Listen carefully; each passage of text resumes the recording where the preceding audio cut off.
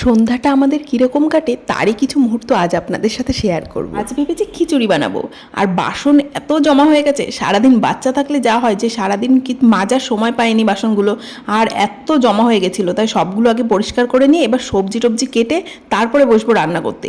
সন্ধ্যার টিফিন তো আমারও হয়ে গেছে, ছেলেকেও করিয়ে দিয়েছি।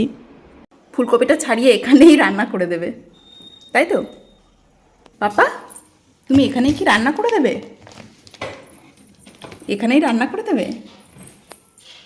আমি সবজিগুলো কাটবো তো, কিন্তু কিচ্ছু আমার কাছে থাকবে না, কাটার সাথে সাথে চারিদিকে ছড়িয়ে যাবে। তার কারণ হচ্ছে এই যে ইনি নিয়ে চারিদিকে ছড়াবে, সেই জন্য আমি মাদুর পাতিয়ে দিয়েছি, যাতে অন্তত সবজিগুলো মাদুরের ওপরে থাকুক। ওরই বা কী দোষ, ওর তো কিছু কাজ করতে হবে। ছাড়াক, এই মটরশুঁটিগুলো দিয়েছি, এগুলোই বসে বসে ছাড়াক, ততক্ষণে আমি সবজিগুলো কেটে নিই। তাই বলে অতটাও সোজা না যে মটরশুঁটি দিলাম বলে আমার ছেলে ভদ্রভাবে মটরশুঁটিগুলো ছাড়াবে আর আমি সবজি কেটে নেব। তার মধ্যে যে কতবার এটা ওটা নিয়ে চলে যাবে। কাল কি হয়েছে জানেন, আমি রান্নার পরে দেখি কি অর্ধেক তো ফুলকপি ওর গাড়ির ভিতরেই ছিল। তবে ফোন থেকে দূরে রাখতে হলে ঘর তো নোংরা হবেই, এটুকু তো মেনে নিতেই হবে। এদিকে আমার চাল ডালও সিদ্ধ বসিয়ে দিয়েছি, আর আরেক সাইডে ভাজাও হচ্ছে, দুটো একসাথে হয়ে যাবে, তাহলে রান্নাটাও তাড়াতাড়ি হয়ে যাবে।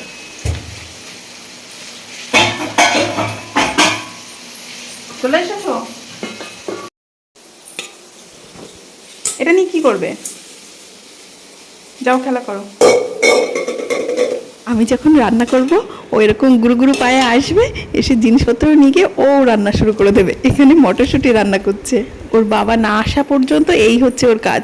টুকটুক করে একবার এঘর ওঘর, আর এই যে বাবা আসার পর তারপর হচ্ছে বাবার সাথে একটু খেলা। ওরা খেলছে আর আমি তো নিশ্চিন্ত যে এখন আর শুধু মশলাটা দেওয়া বাকি। আর এমন সময় দেখি কি গ্রাইন্ডারটা খারাপ হয়ে গেছে, চলছে না।